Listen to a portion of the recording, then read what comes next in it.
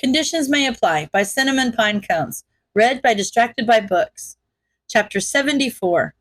Line 'em up and knock 'em down. The days trickled by slowly now that Izuku wasn't working himself to the bone. They'd managed to catch 3 people on his list, bringing the total up to 17 of the 53 profiles arrested.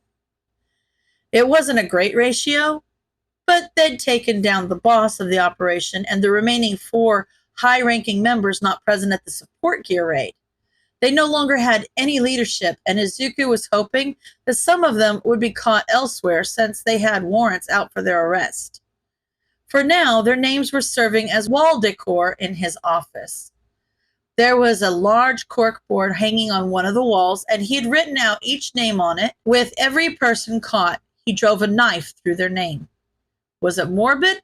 Yes. Was it more than a bit creepy? Also yes. But it was a physical reminder of why he kept getting up every morning.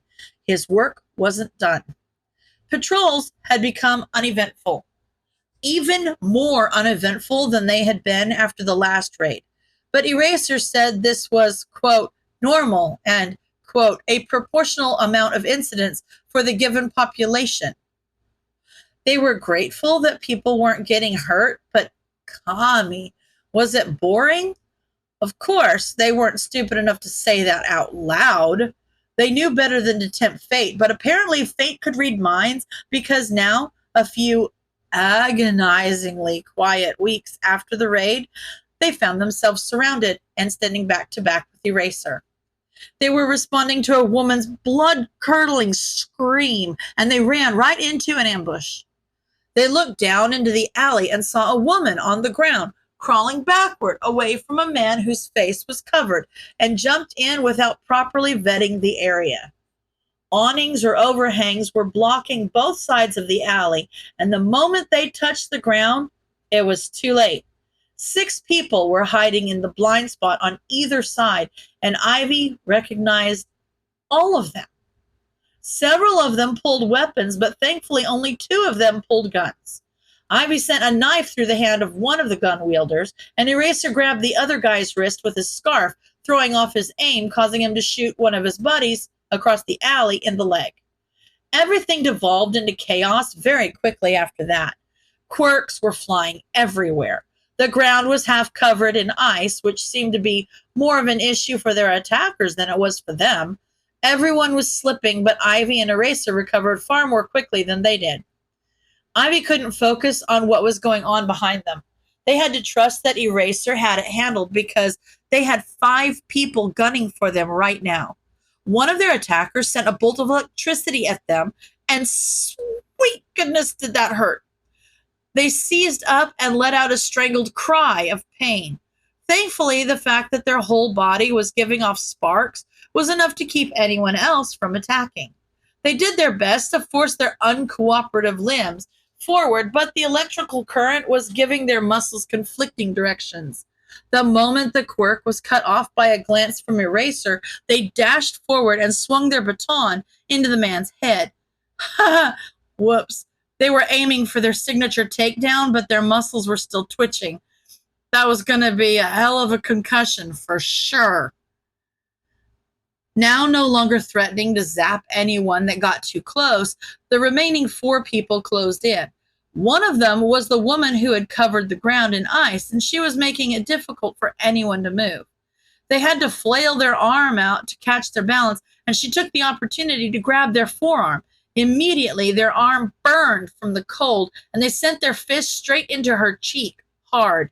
She went down without much fight. The remaining 3 had no visible quirks, but 2 of them were brandishing knives. All right, 2 could play at that game. They drew the 2 biggest knives they had on them at the moment, and they couldn't help but smirk at how it caused all 3 of them to subtly flinch. They drove the hilt of one knife into the closest guy's temple, and he dropped like a sack of potatoes. But the woman who had drawn them here in the first place had finally decided to join the fray, so they went right back up to 3 opponents. They tried to sweep her legs out from under her, but their shin smacked into an invisible barrier about a foot away from her, causing them to lose their balance. Force field quirk. Oh, that hurt. They got their bearings back as she vaulted over her own force field and tackled them to the ground. They grappled for a little while, and she blocked every hit they tried until her buddies realized they should probably help. As they approached from behind, Ivy threw a knife toward the closest guy's shoulder, but it clattered to the ground like it hit a wall before it even reached him. At the same time, the arm they were propped on against the force field over the woman's neck disappeared, and their elbow dropped down into her throat with the weight of their entire upper body behind it. Okay, she can only do one force field at a time. Well, now none, because she was wheezing and hacking up along. Leaving her to her own devices for a moment, they sprung up and sent their baton into the man's temple before he could do any damage with the knife he was charging at them with. They immediately plucked it out of his hand and sent it flying into the next guy's leg. The second man's cry of pain was enough of a distraction for them to knock him out as well, but the force field woman was back on her feet to their left, and the last guy after them was closing in from the right. Okay, 2 versus 1. Easy. The force field lady was a problem. They needed to take her out first. They feigned throwing a knife at the man to their right, hoping she would put up a force field to protect him as they changed directions quickly and sent it flying into her shoulder. Thank Kami that worked. They didn't really have a backup plan. They knocked her out before turning their attention to the last assailant. This had to be a record for the most concussions in one night. They almost felt bad about it. Not bad enough to hold back a laugh when the last guy standing tried to make a break for it, though. Oh, are you running away from me? Come on, don't be scared. I don't bite. They taunted as they ran after him and tackled him to the ground. Pinning him down, they took a moment to glance over at Eraser as he was wrapping the last of his attackers in his capture scarf and bringing a knee into their skull. Ooh, ouch. Seeing that the threat was neutralized, they started tying up the man's hands rather than knocking him out. They had the time, and they knew firsthand how unpleasant concussions could be. He might deserve it, but it just seemed like bullying at this point. As they were looping the rope around his wrists, he started screaming profanities. Okay, just shut up, dude. They complained, to no avail. They hauled him to his feet as he screamed barely comprehensible threats and curses into their ear. Shut the hell up. It's too late. You're done. You have failed. Oh my gosh, shut up! Ivy quickly lost their patience as the man continued to ignore them. They gave him a few more seconds before grabbing their flashlight and swinging it directly into his vagus nerve, not bothering to catch him as he dropped to the ground like a brick. The alley was blissfully quiet for a moment after that, until they heard a snorted laugh from the other side. Eraser was looking at them with his lips pursed into a straight line, like he was trying not to laugh. They looked around at the alley, covered in concussed gang members, then back up to Eraser, and started laughing hysterically. Eraser tried to maintain an air of professionalism for a few seconds, but quickly gave up and laughed with them. It was sad. Honestly, they had every advantage. Surprise, numbers, weapons, and yet Ivy and Eraser were the only ones standing, practically no worse for wear. It was a good plan, too. It would have probably worked if they had just a modicum of coordination with each other. That was just sad. Ivy wheezed out between laughs.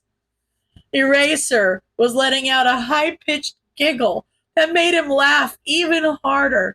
Oh, Kami, was that his laugh? No wonder he never laughed. It ruined his whole scary tough guy act completely.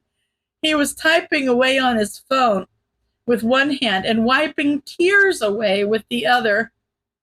Cops are gonna be here in about 5 minutes, he reported after the two of them got their laughter under control. They waited around with Eraser until they heard the sirens approaching from the distance, just in case some of their assailants woke up and tried to cause trouble. Not that Eraser couldn't take care of it on his own, but they'd rather be safe than sorry. When Naumasa arrived on the scene with a fleet of cruisers in tow, he had to stop a moment to take it all in.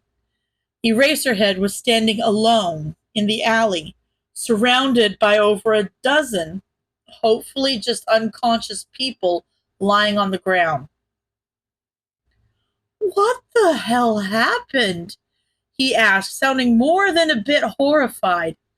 "A sad attempt at an ambush," Aizawa responded calmly with a subtle smirk. "Are they all on the list?" "Mostly." Ivy said she's new. He gestured to the one woman on the ground to his right, "But everyone else is on the list." His phone buzzed in his pocket, and he went to check it. Ivy, 30 out of 53. Devil smile. Plus 1 bonus. He looked at the surrounding rooftops until he spotted them peeking their head out directly above him. They flicked him off before ducking out of sight. Eraser snorted at him, so he shot him a look, but he just smirked harder. "You're just as bad as they are. They're a bad influence. You're more insufferable than ever," he complained. He felt his phone buzz in his hand, and he checked it against his better judgment. "Ivy, he's learning from the best. XOXO. He didn't justify that with a response, and just took a deep breath before walking away to help his officers usher the criminals to cruisers or ambulances. By the time Shota made it back up to the rooftops, Ivy had finally stopped vibrating with excitement. They were lying spread eagle on the roof with their eyes closed. Were they sleeping? "Ivy," he called out. They shot up like a bat out of hell and damn near threw a knife at him before they got their bearings. "Okay, yeah, definitely sleeping." "Kid, it was like 20 minutes. You couldn't stay awake for 20 minutes?" he poked. They shot him a look and a rude gesture as they stretched out their limbs and got to their feet. "Go home. Neither of us needs you falling asleep mid-fight. This was enough work for the night anyway. I think we've earned an early one." "Not falling." They cut themselves off with a yawn and didn't bother finishing the sentence. "Very convincing. Go home." They countered. "Yeah," he poked back, earning himself another glare. "Some of us can't afford to inject coffee directly into our veins every day, Eraser," they sneered. Outwardly, he just rolled his eyes at them, but honestly, he was still concerned for them. They hadn't been the same ever since their cat passed away. Usually, they at least made an effort to hide their exhaustion, so he couldn't help but worry about why they couldn't now. "Get some sleep, kid," he reiterated as he gently shoved them toward the fire escape. They groaned out another complaint, but headed toward the edge of the roof obediently regardless. He watched as they shot a lazy wave over their shoulder and made their way down to street level. Once he was sure they weren't going to fall off the side of a building, he turned and started making his own way home. That night, when Izuku got back to the brewery, before he passed out, he took out 13 knives from his collection and sent them flying at the corkboard. 30 out of 53 felt good. End of chapter.